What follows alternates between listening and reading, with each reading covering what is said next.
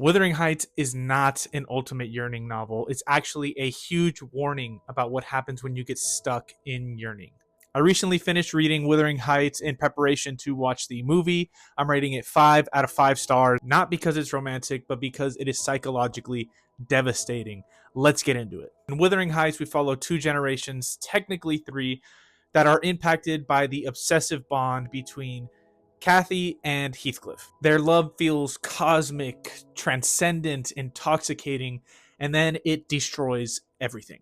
So, what works? The prose is absolutely beautiful. Although I think this book might even be the antithesis to yearning or getting stuck in yearning, I think that it doesn't mock it. It actually gives power to it. It makes yearning feel sublime, it feels intoxicating. It feels like star-crossed lovers, like storms and graveyards and ghosts and eternity. And you understand and relate to it because at one point in your life, you felt that kind of intense love and probably romanticized it. But then Bronte is brilliant in the way that she shows the cost of love like that. And a huge thing I noticed about this book is I think it's really sharp in how it shows toxicity and how it manifests in femininity and in masculinity in different ways. And I don't think it ever flatters either side. Catherine's toxicity manifests in emotional manipulation, in self-obsession, in delusion, in fantasy, in control without withdrawing, and wanting an idea more than the actual person with autonomy. And don't get me wrong, Catherine absolutely has societal things that are impacting her and the way that she acts.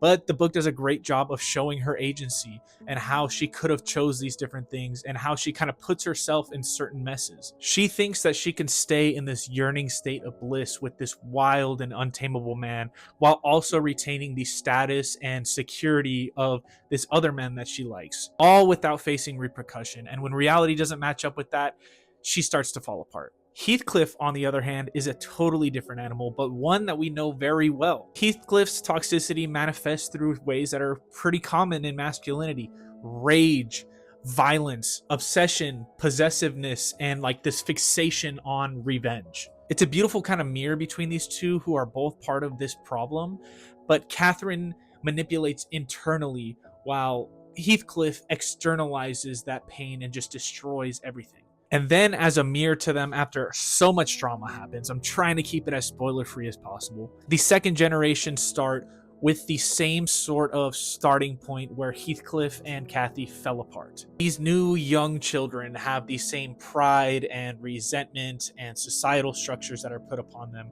But instead of kind of delving into this obsession with the idea of this other person and not really communicating or ever taking a step back and having humility, they do that. They set aside their pride, their ego, and they actually get to know the other person through their flaws, through their disagreements, and let the other have autonomy, which Heathcliff and Kathy did not. And I think it's a beautiful mirror, kind of full circle statement that Bronte's making here. It's not soul fusion, you are me, I am you, and this kind of proclamation of eternal love and obsession. Instead, it is just humility, apologies, growth, and teaching one another. And I think it's brilliant how the first generation burns with intensity and dies from it, and the second builds something real and more stable, and they get to live and rejoice in it. It doesn't mock that passion. It doesn't mock that yearning and that intensity. It shows you what happens when that passion doesn't grow up or develop.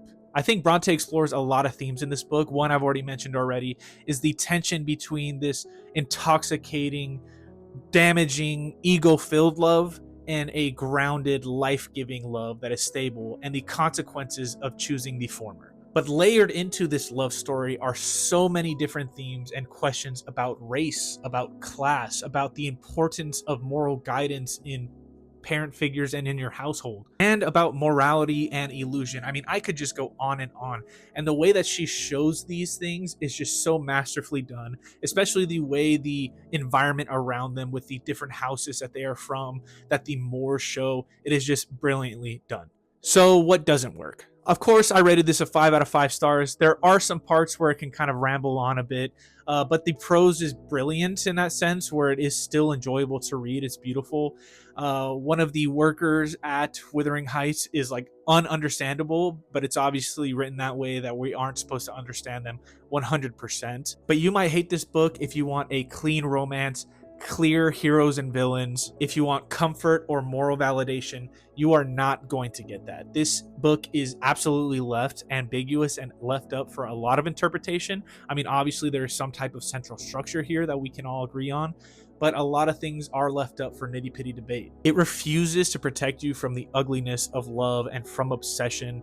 And at a surface level, it can feel like a love story, making toxicity feel poetic, but that's really not what it's trying to say here. Everybody in this book is not a perfect shining victim.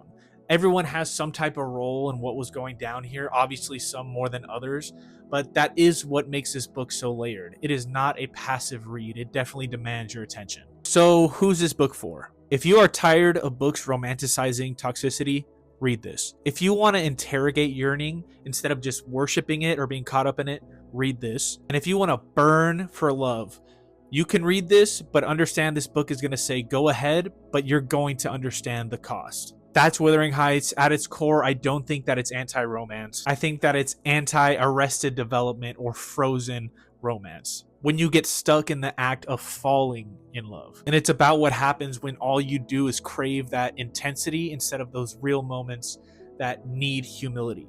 That's Wuthering Heights. It's a 5 out of 5 stars from me. I'm going to be watching the movie within the next few days, so I know it's not going to be like the book, but I'll probably have a video comparing the two. So I'll see you guys soon.